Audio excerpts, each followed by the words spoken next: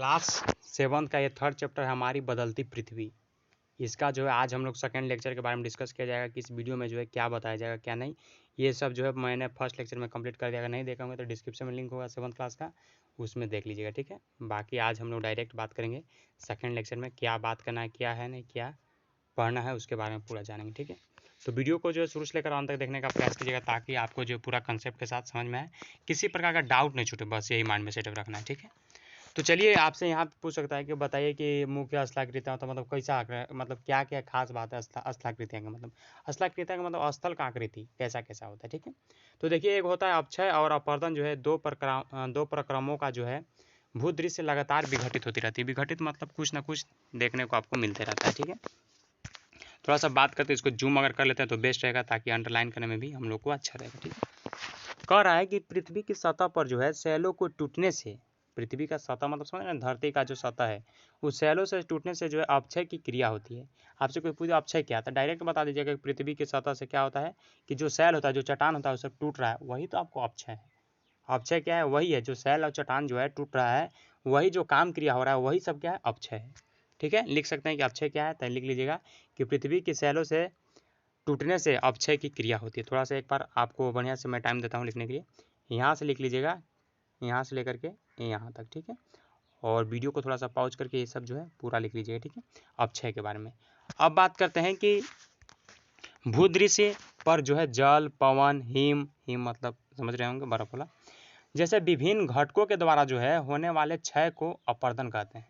अब कोई पूछ दिया अपर्दन किसे कहते हैं, तो मान लीजिए भूमि है, भूमि पर मान लीजिए जल के द्वारा, पवन के द्वारा, बर्फ के द्वारा, ऐसे मतलब इन सब के सहायता से अगर मान लीजिए कुछ हो रहा है, कुछ घट रहा है, कुछ मतलब वहाँ से साइड हो रहा है, तो उसी को हम लोग क्या बोलते हैं, अपर्दन कहते हैं। लिख लीजिएगा अपर्दन किसे कहते हैं, तो लिखिएगा यहाँ से कि भूदृश्य जल, पवन जैसे विभिन्न घटकों के द्वारा होने वाले क्षय को अपर्दन कहते हैं।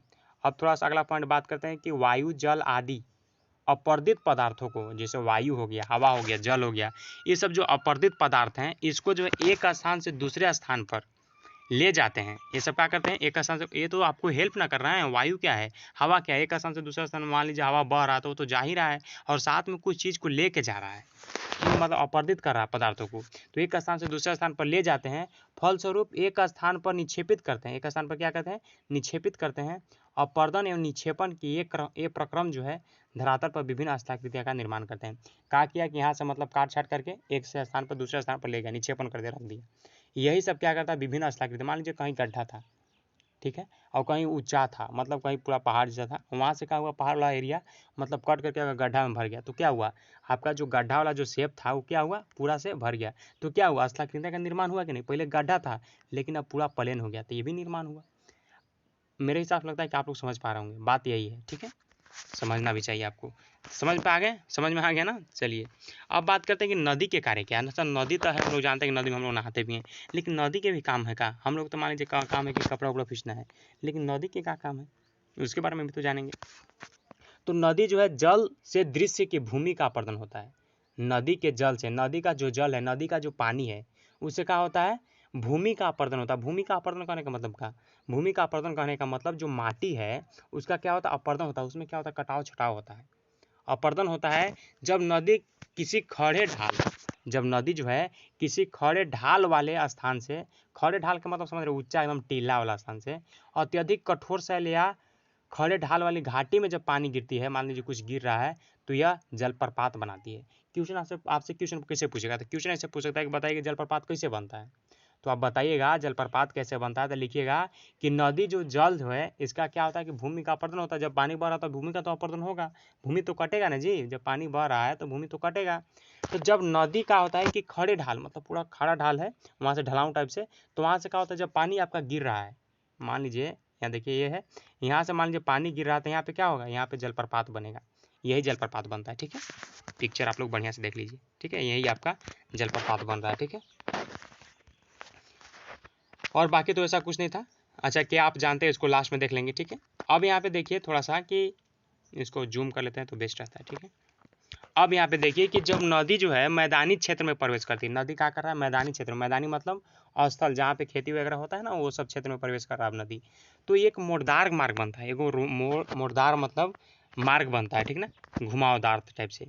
तो मुर्दार मार्ग पर जो बहने लगती है क्या करता है, जब मान लीजिए कोई नदी है, यहाँ से नदी मान लीजिए आ रहा है, इसी टाइप से मतलब बहने लगा, जब स्थल में आएगा तो मान लीजिए जिधर आपको ढलान रहेगा उधर ही तो पानी बहेगा ना, तो पानी क्या हुआ कि बहने लगा, ठीक है, मुर्दार मतलब बहने लगा।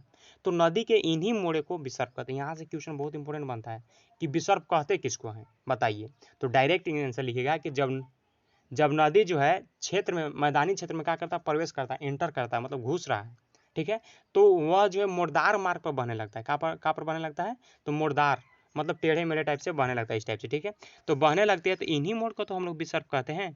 विसर्प मतलब इतना माइंड रखिए, सर्प मतलब साफ, विसर्प मतलब थोड़ा टेढ़ा मेढ़ा टाइप से, ठीक है, तो समझ लीजिएगा, ठीक है, याद होना चाहिए, लिख लीजिएगा विसर्प कि जब जब क्या होता है कि जब मैदानी क्षेत्र में से जो है आपका नदी जब प्रवेश करता है तो वो अपना मुर्दार मार्ग मतलब बहने लगता है अपना वाटर को लेकर के, जल को लेकर के, तो उसी मोड़ को हम लोग क्या कहते हैं, विसर्प कहते हैं, ठीक है।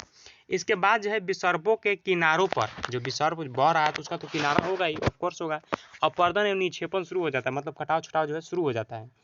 विसर्प लूप के सिर, विसर्प जो है लूप के सिर निकट आते ही समय के साथ विसर्प लूप नदी से कट जाते हैं, क्या कहता है, नदी से एक जगह कट जाता है और एक अलग झील बना लेता है, मतलब नदी से बह रहा था, नदी से क्या हुआ, कट गया, कटने के बाद क्या हुआ, एक अलग झील बना लेता है जिसे हम लोग चाप झील कहते हैं। अच्छा, यहाँ से हम लोग इसमें लिखेंगे कैसे कि चाप झील क्या होता है, हमको नहीं पता चल रहा है, तो चाप झील लिखेंगे कैसे, तो लिखिएगा चाप झील किसे कहते हैं, तो लिखिएगा समय के साथ साथ विसर्प लूप जो है नदी से कट जाता है, समय के साथ साथ क्या होता है, जो नदी से मतलब अपना थोड़ा अलगे एरिया बना लिया, तो अलगे एरिया बना लिया तो मतलब कट जाता है और एक अलग झील बना लेता है, उसे हम लोग चाप झील कहते हैं। लिख लीजिएगा चाप झील किसको कहते हैं, तो लिखिएगा कि समय के साथ मतलब टाइम आया, टाइम के साथ क्या हुआ कि विसर्प जो लूप है वो नदी से कट गया, नदी जा रहा था सीधे बह रहा था, नदी क्या हो रहा था, सीधे बह रहा था, लेकिन नदी से कट करके अलगे चला गया, तो वो जो बना मतलब झील जो बना उसे हम लोग चाप झील कहते हैं।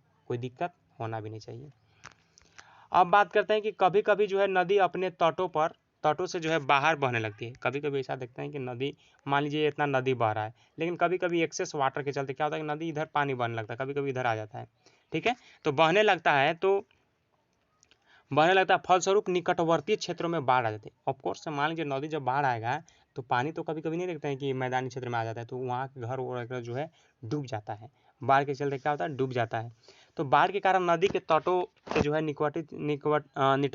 निकटवर्ती क्षेत्रों में क्या होता है कि महीन मिट्टी एवं अन्य अपरदनों का जो है निक्षेपण होता है। कभी कभी देखिएगा कि जैसे बाढ़ आया, नदी था और यहाँ पे मान लीजिए कोई घर था, अब बाढ़ आने के बाद क्या हुआ कि बाढ़ आने के बाद मतलब कुछ पानी इधर आ गया, तो पानी आया, पानी के साथ में बालू भी तो आया, ऐसा थोड़ी ना खाली पानी आया, कुछ फेन वोन भी आ जाता है, सब आ जाता है ना, तो ये सब आपको देखने को मिलता है, ठीक है।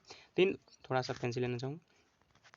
तो निक्षेपण करती है ऐसी मिट्टी एवं पदार्थों का अवसाद कहते हैं, जैसे कुछ भी आया उन्हें से बह करके, पानी जब आया तो बालू साथ में आया और कचरा उचरा जितना भी आया वो सब बह करके आया, तो इसी को हम लोग क्या कहते हैं, अवसाद कहते हैं। अच्छा, इसमें क्वेश्चन लिखिएगा कि अवसाद किसको कहते हैं, तो लिखिएगा यहीं इसी से लिखवा देते हैं ना, इसी से बेस्ट रहेगा।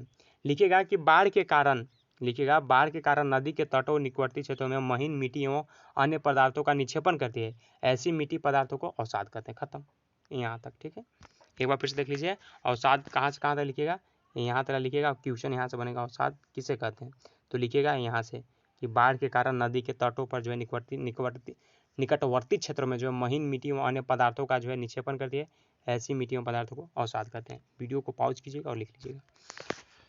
इसके बाद यहाँ पे थोड़ा सा मैं आपको दिखाऊंगा विसर्प कैसा होता है क्या नहीं से, ठीक ना, थोड़ा सा इसको पढ़ लेते हैं उसके बाद। कहाँ पे थे, हाँ, तो हो गया आपका चाप झील क्या होता है क्या नहीं होता है, पता चल गया कि मतलब क्या हुआ कि मतलब नदी से कट करके अलग बना लिया झील, उसी को बोलते हैं चाप झील। अब देखिए कि फलस्वरूप निकटवर्ती क्षेत्रों में जो है बाढ़ आ जाता है, ये तो हम लोग पढ़ लिया है ना, और साथ अगला पढ़ लिया। अब देखिए इसे समतल उपजाऊ बाढ़कृत मैदान का निर्माण होता है। जैसे इससे क्या होता है, जैसे मिट्टी का हुआ बह गया और सब, उसको हम लोग अवसाद कर दें कि मिट्टी, जैसे मिट्टी बालू जो था नदी में जब जैसे बाढ़ उड़ाया तो बाढ़ आने के बाद क्या हुआ कि कुछ पार्ट यहाँ पे छूट गया, कुछ मटेरियल जो पदार्थ था यहाँ पे छूट गया आपका मैदानी क्षेत्रों में, तो वहाँ पे छूट रहा तो हम लोग मतलब छूटा तो उसको हम लोग क्या कहें, अवसाद कहें। तो अब कह रहा है कि इससे जो समतल उपजाऊ बाढ़कृत मैदान का जो है निर्माण होता है। इसमें क्या होता है, समतल उपजाऊ मतलब क्लियर एकदम प्लेन वे में जो है उपजाऊ बाढ़कृत मैदान का निर्माण हो जाता है। नदी के उत्थित तटों को तटबंध कहते हैं। नदी के उत्थित जो तट होता है उसको क्या कहते हैं, तटबंध कहते हैं। क्वेश्चन लिखिएगा कि तटबंध किसको कहते हैं, तो लिखिएगा नदी का जो उत्थित तट होता है, उत्थित मतलब अभी मेरे को क्लियर पता नहीं चल पा रहा है, लेकिन जो उत्थित तट होता है उसको हम लोग क्या कहते हैं, तटबंध कहते हैं। मैं बता दूंगा, थोड़ा सा वेट कीजिएगा। समुद्र तक जो है पहुँचते पहुँचते क्या होता है कि नदी का प्रवाह जो है धीमा हो जाता है। बात सही है, मान लीजिए कोई जब जोश में है तो मान लीजिए कुछ काम करते करते थक जाता है, तो वही बात है कि जब नदी मान लीजिए पूरा बाढ़ आया, तो बाढ़ आई तो पूरा एकदम मतलब ऐसा बहाता है कि कहिए नहीं।